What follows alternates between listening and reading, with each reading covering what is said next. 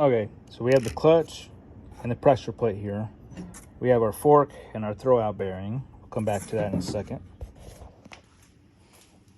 Our bell housing is installed. I put the pilot bearing in just now. Just a couple taps. The motherfucker's in.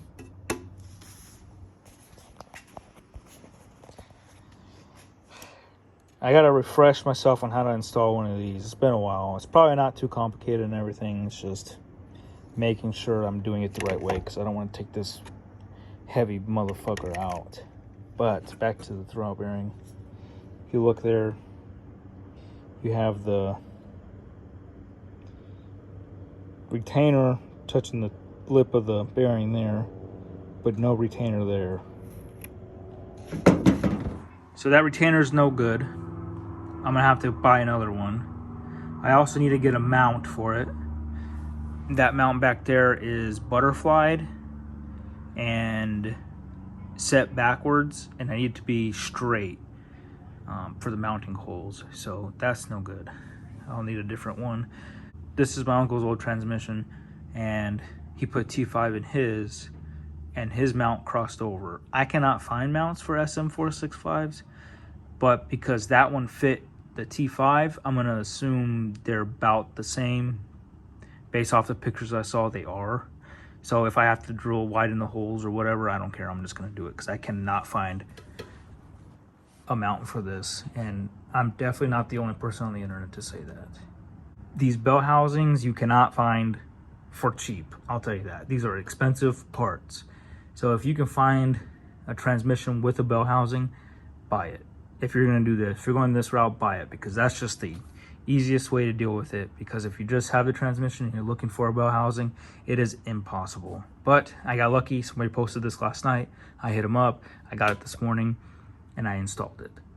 This one I got really lucky too, because it was only 75 bucks, and you can't find these any cheaper online for about 150, at least based off of what I saw. That includes eBay, everything like that. So there we have it. We got it. The only thing that's missing would be the plate at the bottom, but I could buy that later on. That's not a necessity for me at this moment. I'm getting everything prepped and ready to go today. So tomorrow I might be able to get some help from my brother and we'll just slap this thing in there. I gotta figure out if that mount will fit on my Camaro transmission cross member. The thing about it is that it sits pretty high up, and it might push the transmission too high and up against the bottom of the cab, the floorboards of the cab there. So I don't think that that'll work. So I'll probably have to go buy a different mount or flip it upside down. I don't know. We're gonna find out tomorrow. That's the mount right there. I mean, it looks like it'll work. It's got a single slash in it. So I'm pretty sure that that'll fit. If not, I'll widen it. I don't really care, just to get this thing in. But yeah, I think it'll be sitting a little too high. But also, the transmission isn't going to be that far back. It'll be a little bit closer. I know I'm going to have to shorten this drive shaft here, because the old transmission was really small. It was only, well, it was 4-speed, but it was a lot closer to the front of it with everything, all the mounts. So I'm going to have to probably shorten that. What my uncle just did his about 500 bucks. I have 2 of them. You can see where they're jointed right there. So that's going to be a fairly expensive job on its own. And then there's the differential. That's going to get removed and then replaced with the other one that's been sitting in there, over there by my bench. You've probably seen it multiple times. We got a lot of work to do. We don't have a lot of time in the garage, so this is gonna be a lot of time. Just getting the engine to start alone and mounting a transmission within a weekend, that's big progress for me. That's big progress for anybody. I mean, unless you're a shop. I mean, I would assume you probably want a little bit more than that, but hey, we're doing baby steps here and it's working. Okay, so what we're gonna attempt to do today is the steering wheel. I have it hooked, I wouldn't even say hooked up. I have it kind of in spot. The bolts aren't tightened down. I don't think I ever want to remove that collar again. This thing was a pain in the ass to get lined back up again.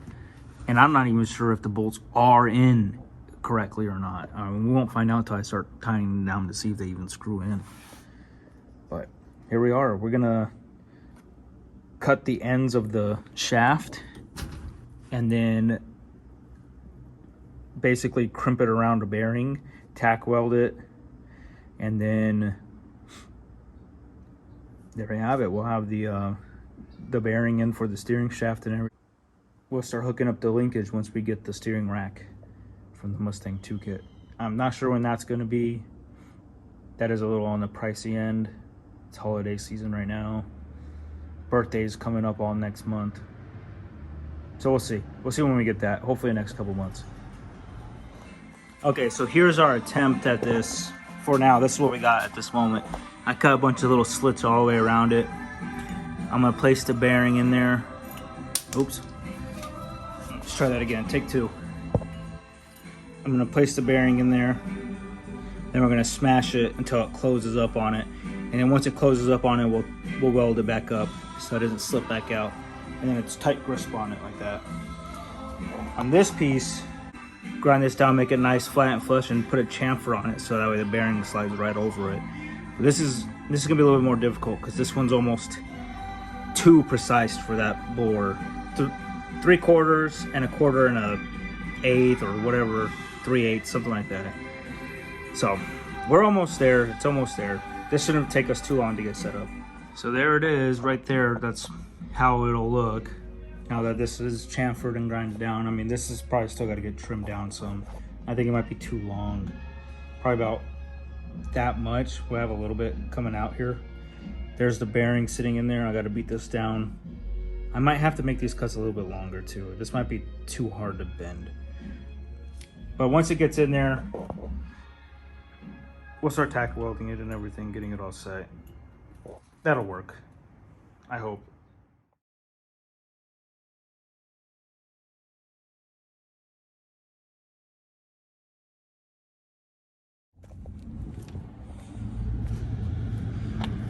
Another junkyard visit at this trashy junkyard, but it's the local one to me. It's like 2 minutes away. But we are getting a gas pedal because I can't figure out a way to keep the stock one. This is in a box truck. Look how simple that baby is. Should work with our throttle linkage. We'll probably have to move the throttle linkage. Right now I have it at the floorboard. We'll probably have to put it up there like the way this one is, or mod this pedal. But this looks beautiful. We'll take it.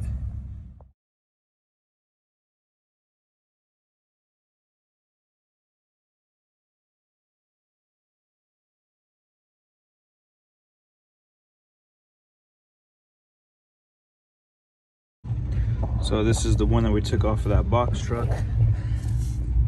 That's the one that's in a mid-90s Tahoe. I'm gonna take that off and see how I like it. I'm gonna take both. They look about the same anyways, just opposite. See which one I can make work easier. These shouldn't be too expensive anyways. So it looks like mid-90s GMs just have simple ones. If you're doing what I'm doing, I would just go with one of these. It'd be simpler. Mid-90s. I don't know if that box truck was 80s, possibly. Probably 90s though. These are two parts side by side. You have the Tahoe and the box truck. The box truck pedal's a little thin. I'm not too fan of that. I like the thicker pedal, but it's a little longer, so that might limit me. The arm is a lot longer than this one, so I might just go with this one. And then if I need to get a pedal, I'll just get a pedal. I mean, these are 20 bucks each. And if you buy a new pedal online, you're looking at 70 bucks. And you can get these everywhere, basically. I found them in like 40 different cars here. I'm going with this one. Fuck this one. You might be able to go with the Civic one too. Let's see if you can see anything in there. 2 bolts. That's pretty simple. And there's the linkage up there.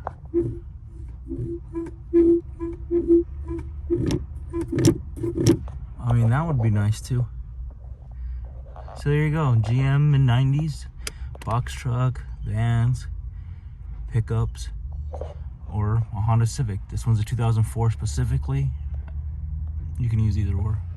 Here's a Toyota Camry.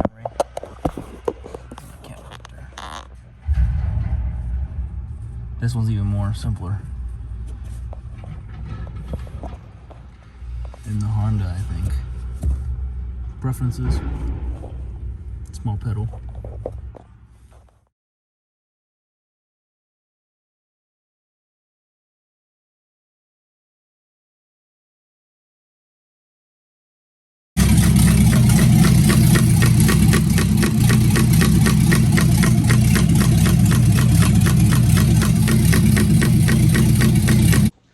All right, guys. So here's where we're at. It's sitting on its own weight. The transmission is installed. I had to make a cross member for it. What we're gonna focus on now. Okay, so it's like really pouring rain outside, and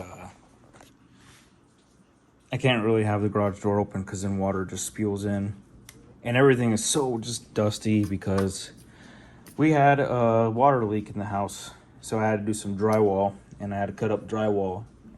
It's sitting right there on the fender. And there's some wood from it. So it hasn't really been fun. The last video you saw was probably from the end of the year, start of the year. It's now towards the end of January. I've had Christmas come up. We've had birthdays. It was my second born's birthday. It was my birthday. Then we had repairs. So this was in the back burners in the meantime. But here's what we are. So I made the pedal, and I'll show that here in the clip if you haven't already seen it. This is going to be probably going to that hole right here. I don't know yet. I don't know where the pedal's going to line up yet. I got to see where I want it on my foot. I got to redo the linkage because the problem with the linkage is that tends to slip and it makes the clutch all sloppy, and I don't want a sloppy clutch. I want it, when I press on it, I want it to engage right then and there, not go down a little bit then it engage. So we got some linkage and throttle stuff that we're gonna mess with here. And then hopefully we get that done today. No expectations to though. I also want to try to install the steering shaft, but I'm also limited on time because I do have kids I gotta take care of. So we'll see where this takes us. Okay, let's go over this. Here is the linkage for the original transmission. I had to buy a new one. I sold mine because I'm an idiot. This it's still fucking hot. I welded it. I welded it to this so it pushes it. I didn't want to make my own bolt because it's kind of hard to find a bolt that'll fit through there, etc., etc. So I just welded it to this. So now that will push it. And then here, I have it in here. I got a washer over here and a washer over here so the bolt doesn't go through. It's got a little bushing. Here's the nut and a washer so this won't fall off. So this works good. I just went up there and I pressed down on the pedal. It's firm. There's no teetering or loose sloppiness. It's tight. That's exactly what I wanted. This is only tack welded in. I still want to see if I like it or not because I could still reuse this. I could just cut this off and clean up the welds and make my own bumps. Either way, I could still reuse it, but hey, I mean, for now it works. I will seal this in better. I just want to test it and see how it goes. This is just tack welded for now. I will remove this and fully burn it in eventually. Yep, what an awesome day. All right, fellas. Here's our clutch. Here's our gas. And it works. Clutch works too. Comes up all the way. Wow. So it's nice. I mean, it is missing some. So I might need to put a spring on it. I probably will, just in case still, but that is beautiful. This is gonna be our brake pedal, but I gotta make it come across where the steering where the steering column is gonna go. So it's gotta go up and over and then come back down. Basically like that, but I wanna have it kind of slanted a little bit because I want it in that area there. I don't have a lot of space for the brake pedal here with this over here. I could slot the holes I drilled this in so I can move it over some, but that's almost exactly where the original one is. So this should be enough room. We'll see though when we put everything together. All right, so we have the clutch, we have the brake pedal set, gas pedal set, and now we have a plate, no longer just a little makeshift plate, an actual welded in plate for our starter button. I don't like the way that looks, so for right now it's gonna get a cap on it until I can come up with the pedal assembly for it. We have the linkage all set up for the gas pedal. I had to weld the cross member to make it a 90-degree pedal. I still got to get the adapter and then the pedal, and it should fit here nicely. Hopefully it doesn't interfere with this pedal. But there we go, we got our pedals all situated. We have a steering shaft in. And I have this bad boy tack welded just for right now. I want to make sure this is the correct length. It looks like it'll work. It looks fine. But if it's not, I just want to be able to easily cut it and shave down or whatever I need to do. I try to cut it to as far as I could, so I'll probably have to trim it down some. But we'll see when we put the rest of the assembly in. I might have to do another angle piece over here just to get it into the splines. But then again, I don't know where it's gonna line up. So this is just for now, so I can have my brake pedal installed. But I figured if I'm gonna do that, I might as well just throw that on there now too.